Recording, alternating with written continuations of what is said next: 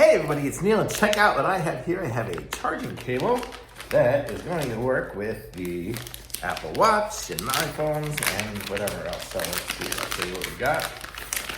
And this is it here.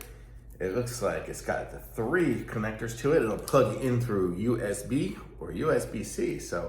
And then it has a USB-C and a lightning and a phone charger one here. So let me go ahead and just plug this in. I'll just plug it in to my computer here. I'll show you guys what we've got here.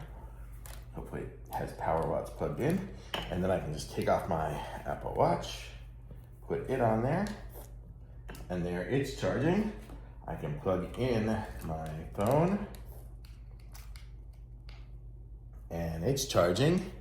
And then I don't have anything else right now to plug in the other one, I don't think. The other phone I have, I'm using there. But you can see it can charge everything simultaneously just with the one port. So that makes it really nice and easy. So if you're needing just a good multi-charging device here, this would be great for travel or anything else. This is gonna be able to charge all your things all at the same time. So how cool is that? So it's super neat to have a cable that can do that. And instead of plugging in through USB-C, I can plug it in through USB. So very versatile cable. I like it. Thumbs up for sure.